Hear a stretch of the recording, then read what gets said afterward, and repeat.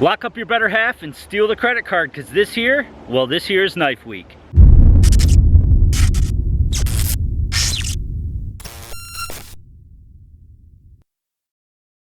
So if the knives we've looked at the past few days are a little bit out of your budget, today I have a more affordable option I think you're gonna love. So it's been raining all morning, the sun is just now starting to peek out. Well, let me show you how to get a fire going even when everything's wet. So since everything on the ground is soaked, the first thing I'm gonna do is look for some standing deadfall. Easiest thing to do, especially in the summertime, is look up. You can usually find trees with no leaves that are dead, still standing. Those are gonna be your best bet. So right here, I have some deadfall. Now it's a little bit thick at the bottom, but should be just fine up top.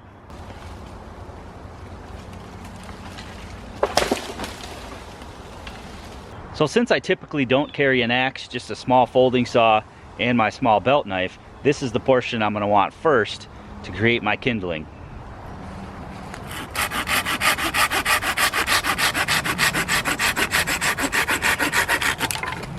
You can see, even though it's been raining all morning, the center of that is nice and dry. A few minutes later, and I have some small logs I can baton down into some really small kindling that is going to work well to establish my fire.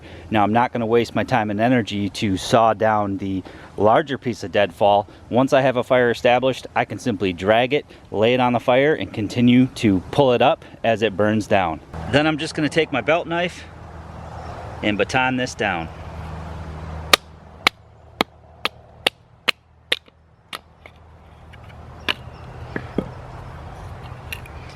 You can see on the inside, you have nice dry wood.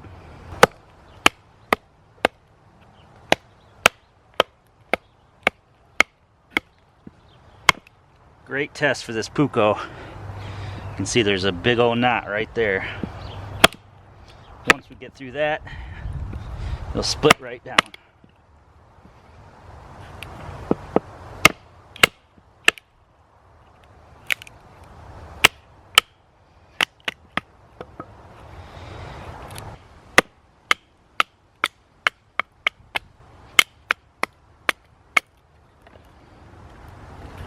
Once we get into the center of the wood, the dry portion, we can go ahead and just make ourselves some curls or some feather sticks. Just get your ridges started there.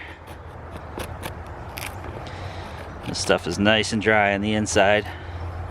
It might take you a little bit to get your feathers going smoothly. You gotta get through some of the ridges and bumps. But it's all dry on the inside here, so whether you're doing feathers or curls, you can use that stuff to help get your fire going. So I have my small kindling processed up. I have some curls. Now I could probably light these curls with a ferro rod, but to increase my chances, especially when wet, I'm gonna look for a flash tinder source. For flash tinder, or something that will easily take a spark and help me ignite the bigger stuff, I typically will use birch bark, pine resin, cedar shavings, milkweed pods, thistle, cattail, anything that's fluffy and will take a spark really easily is what I'm after. Birch bark works great if you can find it. This tree, you can see, has a bunch of it peeling off. Now the face of this tree is wet, so I'm gonna go around the backside and hopefully find something dry. Definitely drier here on the backside. You wanna grab the stuff that just kind of falls off. Otherwise it can be wet underneath it. So I'll grab something like that. That piece is pretty wet. Water came flying off that. Some of the stuff over here seems a bit drier. You can even see the dust coming off that. So that should be plenty.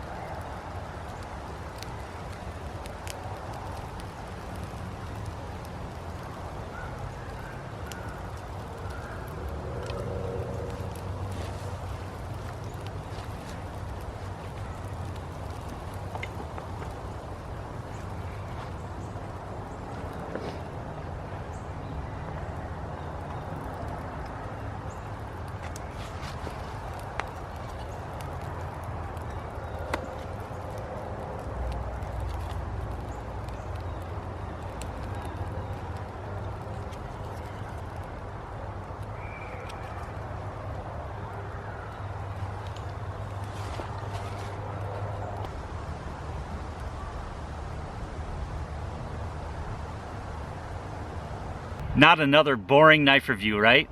Well, hopefully that was somewhat educational. Starting a fire in wet conditions isn't all that difficult if you know what to look for and you take your time depending on your area. Let's take a look at the knife. This is the Terävä Jääkäripuukko, a fantastic all-around belt knife at a very affordable price. You can get it with or without the leather sheath. The leather sheath is pretty nice. It comes with a plastic insert on the inside and a button retention, so when that button is snapped, and even when the button isn't snapped, you are not going to wiggle this knife free. We can pop this button back off here. You can see that it has positive retention in the sheath. It just clicks in there, which is nice. You got a dangler here, so decent sheath that comes with the knife, especially at the price. So the knife itself, this is the 110 model, 110 millimeters or 4.3 inch blade. You can also get the 140, which has a 5.5 inch blade.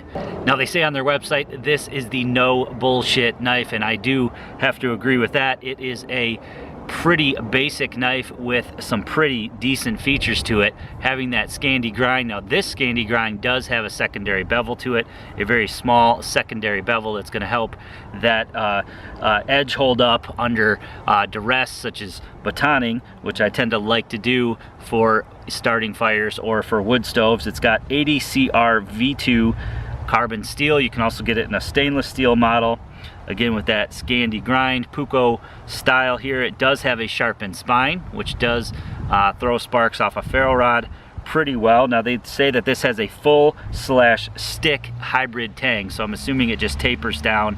It does extend out of the back with a lanyard hole here. I'd probably prefer just to have that flat, but you could also still crush things with that.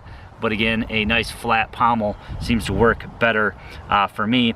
You do have sort of the finger guard at the front here and the knob at the end to help hold your hand in place, so it does fit very comfortably in the hand.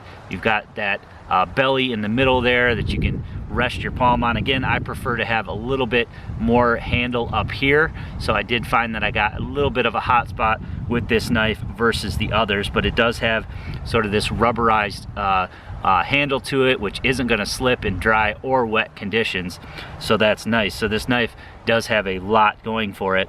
The grind is perfect on the tip, a little bit off here down where the blade is sharpened back to the handle, but again, for its price, it's pretty much just nitpicking at that. Again, I do like that the blade comes back to the handle. That's why I like this style of knife so much. Again, one of my favorite styles of knives. So again, an all-around general purpose, camping, bushcraft, survival, a great knife to have in your arsenal, especially if you can't afford one of the higher end customs. So the 110 model that I have weighs in at 6.2 ounces with an overall length of 9 1/4. You could check the specs for the 140 version if you want something a little bit longer. I think the 110 is probably the best bet, though. I'm going to leave a link below to the website where you guys can check out more details as well as pick one up. They do go out of stock rather fast.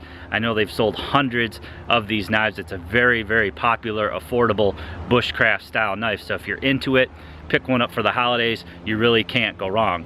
So a few more knife reviews coming your way yet this week. Hopefully you guys enjoyed this video today. Please give it a big thumbs up for me. Make sure you leave me a comment. Let me know what you think down below. And please share this video to your friends and family on your social media. And if you haven't done so, please click that red subscribe button. Subscribe to my channel for more videos.